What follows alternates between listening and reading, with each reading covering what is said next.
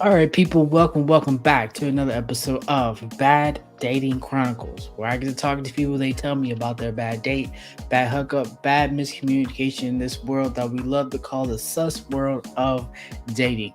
So, I would love to welcome my next guest, Mr. Michael Dickerson. What's going on, sir? Chilling. I feel that. I feel that. All right, sir. So, you know why we're here. You tell me your experience. Floor is yours, sir. My worst bad dating experience. I was dating this girl. We used to drink a lot together. Because she was, playing with the powder until we moved in together. So yeah, she was very. She. I didn't realize how much of a powder head she was until we moved in together. Mm-hmm. Okay. So that was like my worst date. That was like my worst dating experience. Dating with somebody that does that. So it's like she'll be happy 1 minute, and then once she start going skiing, her attitude changed. Okay. Let's dive into this a little bit. Okay, so first of all, how did you meet this lady? How'd you meet her? Um, I met her just walking the streets one day, and she was looking very pretty. I walked up to her, asked her name. Let me take her on a date. So one date led to the next one, and then months later, we just, got serious and moved in together. Okay, so in the times that you were dating her, did it ever come across that she was an addict? No, no, because we used to go eat, drink together, pop bottles together, but she'll go to her house, I go to my house, but she ain't doing nothing right. So I was like, okay, cool. She drink and smoke weed, that's cool. But Yeah. Okay, yeah, the usual. But you never suspected, that she loved the white lines or the white life. yeah. I never suspected it from her until we moved in and I saw her do it and I was like, whoa. And then she actually do I want something. I'm like, I don't do that. Nah, I'm good.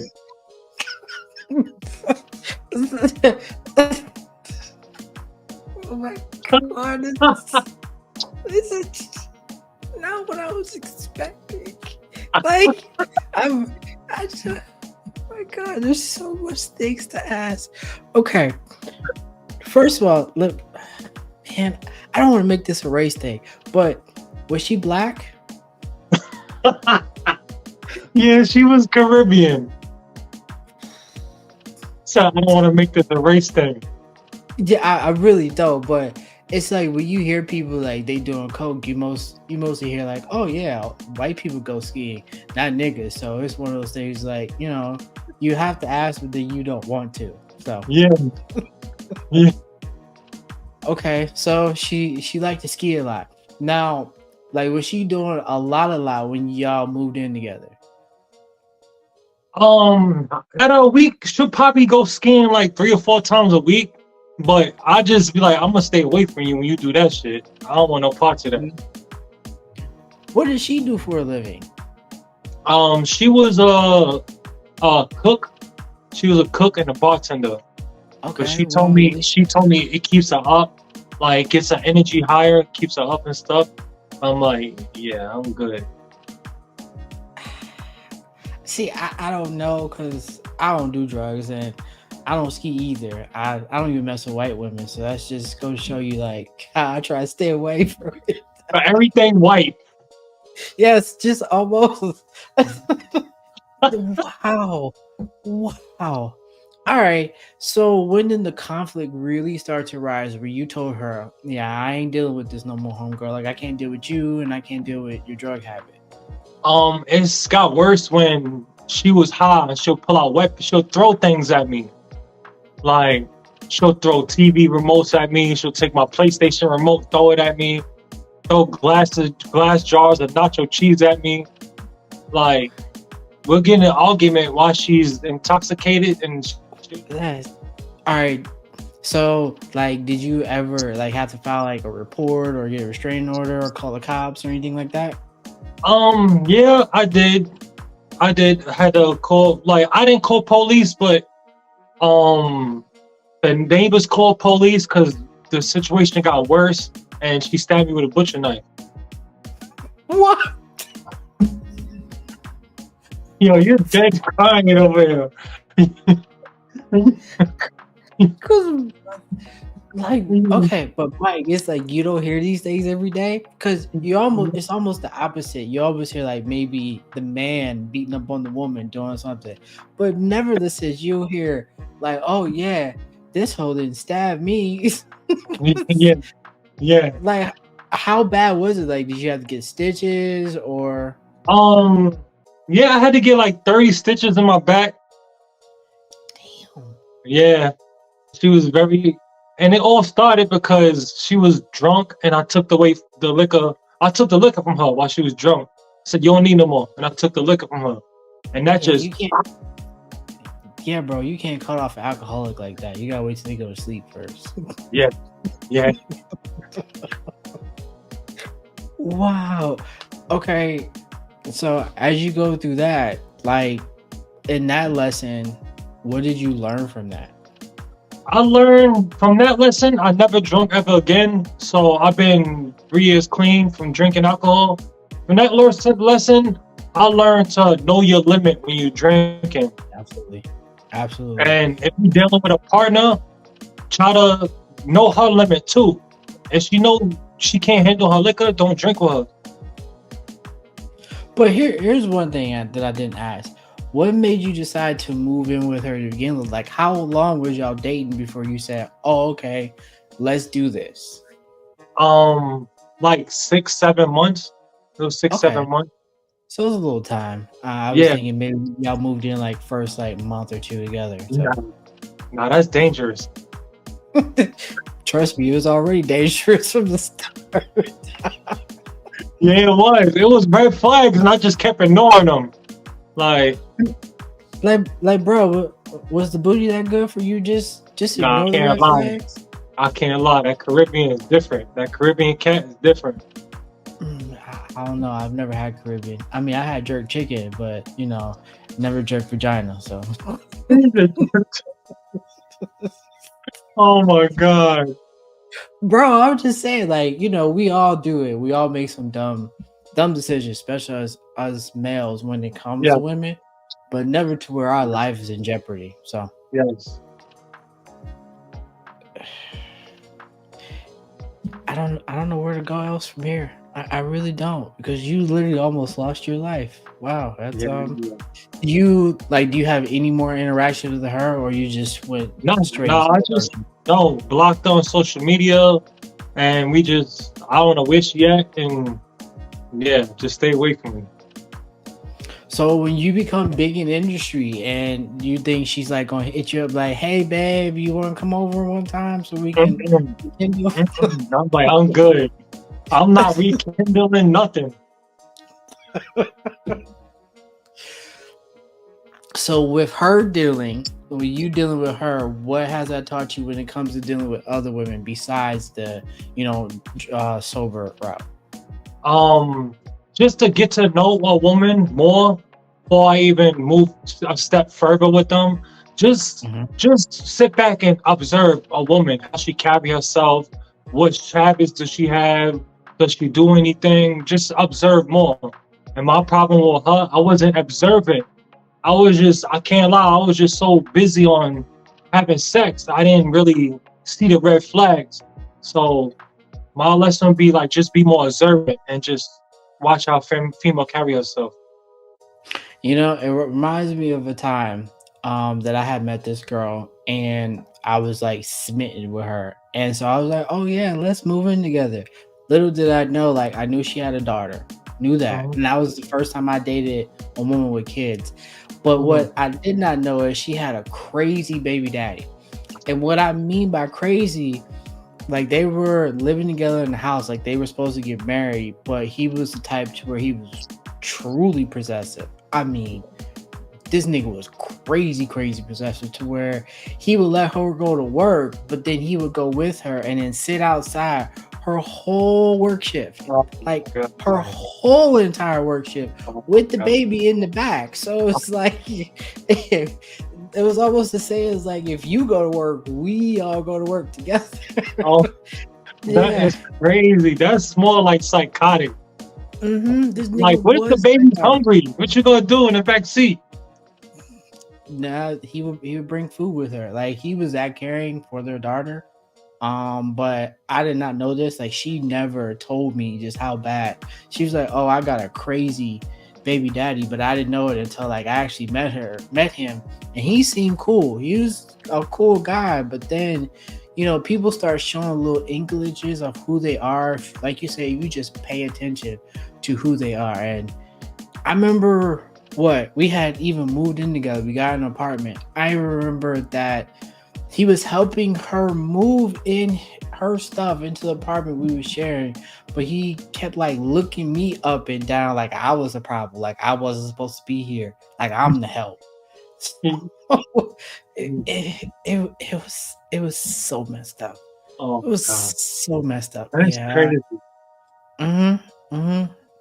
And they got right back together after her and I broke up. So I guess misery loves company. Yes, yes. So other than that crazy time for you, has there ever been another time to where maybe you like got with someone that it didn't work out, or someone you wanted to get with that it just maybe never happened? Yeah. A couple of chicks in New York I try to talk to, and then they be like, "Oh, to hang out with me, it costs money." I'm like, "Huh? Oh yeah, no, I'm good." So a You know couple of what? It's chicks. interesting. It's interesting that you say that. So you being a true New Yorker through and through, Yes. um, what's it like dating there? Like, is it really what they say? Like, women up there is really aggressive than most women anywhere else. Yeah. They women are they act like men. Like a lot of the females act like men because they're so aggressive, but they're still a woman at the same time. So it's like they very aggressive and they money hungry. A lot of New York women are money hungry. They like men with money. So it's like if you have money, they don't care how you treat them, what you do to them, as long as you get their hair done, get their nails done, buy them new purses. Like a lot of women in New York are money hungry. So what borough are you from? Staten Island. Okay, all right, Staten Island. Oh, Wu Tang, yes, my Yeah. favorite. Yes.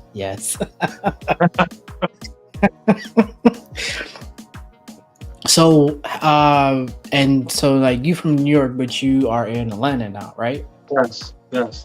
All right. So with you moving from basically Staten Island to New York, what's that transition been like for you? From New York to Atlanta, it's like it's more different because I'm so used to the city life. I'm used to stores on every corner, and out here in Atlanta, it's like stores are far, so you got to learn how to drive. And I'm transitioning into that right now, learning how to drive. But it's like Yeah. the transition is different, but it's also good because the rent's cheaper and you get spacious for your rent. Meanwhile, New York, we all living on top of each other.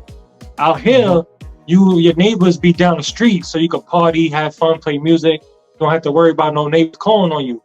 But the transition is kind of better for the way of living. But I just hate that everything closes early. Tell me about it. I'm from Detroit, so I understand. Mhm. There's a liquor store, church, McDonald's. Liquor store, church, McDonald's. Like I'm exaggerating, but that's really how it is. You'll find a liquor store and a gas station catty corner from each other. And then Yeah. me being where I'm at now, it's not even like that. So I Mhm. trust me, bro. I understand. Some of Yeah. this country living, if you're used to being in the city almost all your life, the Yeah. transition is mad different. It's so Yeah. different than people Yes. understand. Especially if you've never been to the city, you don't know. You just don't Yes. understand. Yes. And so you coming from basically up north to down south, like what made you want to make that move to begin with? I wanted to further my acting and modeling career, so I came out here during a pandemic. So I came during the pandemic, and I said, "This don't work. I'm gonna go back to New York." But it Mhm. has worked since I've been here. So every time I try to go back to New York, a new opportunity popped up. So I feel like God was just telling me to sit down and just let things play out here. So now I'm still a couple years later, I'm still here.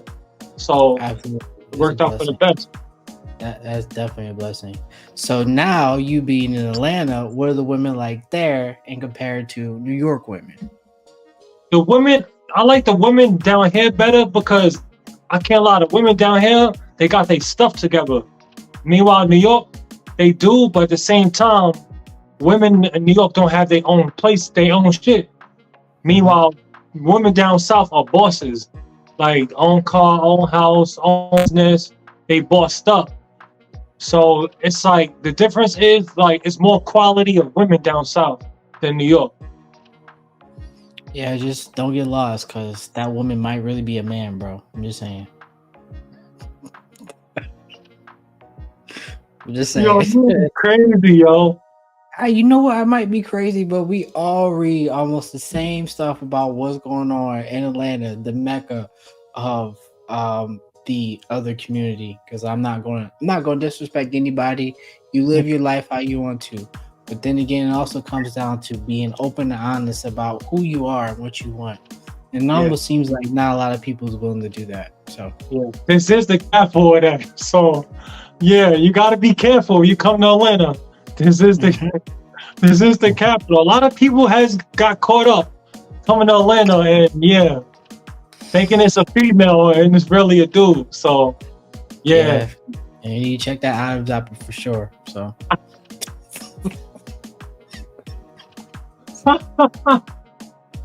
Oh my god.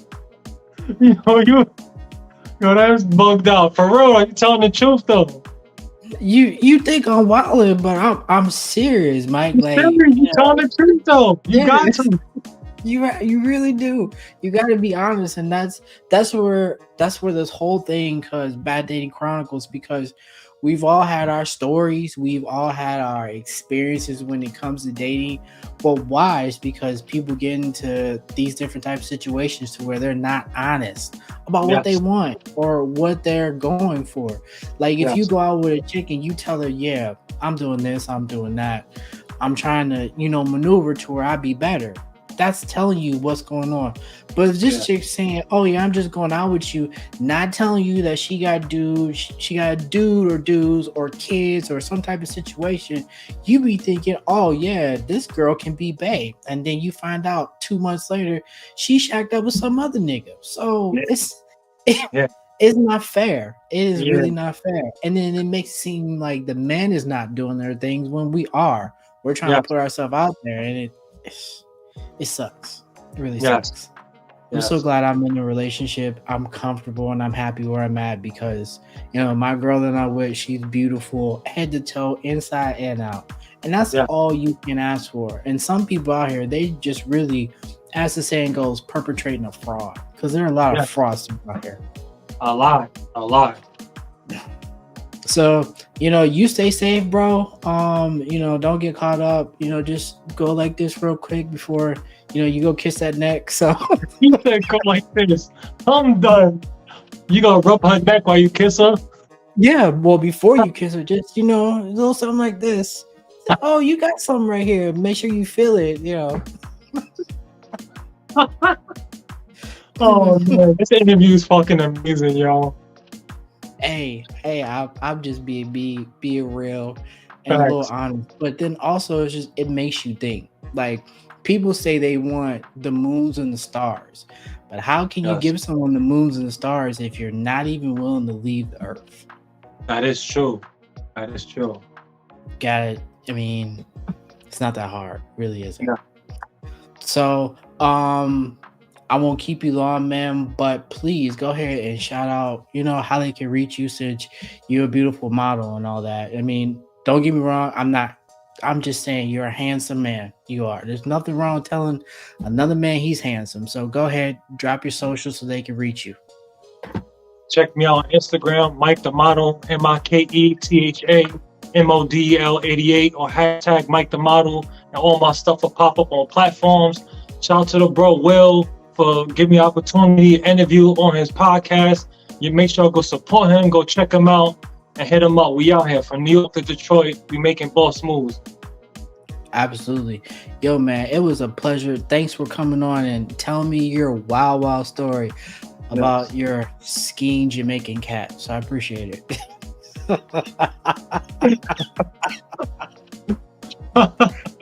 You're anytime, bro. Yes, people. So that was my guest, Mr. Mike the Model. You make sure y'all go check him out. He's a dope guy. You know, he's saying he's coming up in this world, in this industry, just trying to do the right thing and better himself. And there is nothing wrong with that. You do everything you possibly can to better yourself, because there's a lot of people out here who would try to hold you down. Remember, we almost live in a crab in a bucket society where you see one crab trying to make it up, but everybody else will pull them down. Don't do that. It's not fair to nobody, and not even yourself. So remember, this has been another episode of Bad Dating Chronicles here on the Second Look Network here on YouTube. If you did enjoy the video, go ahead and like, comment, and subscribe to the channel so you can see more coming up. So this has been another episode. I'm Will. Y'all take care.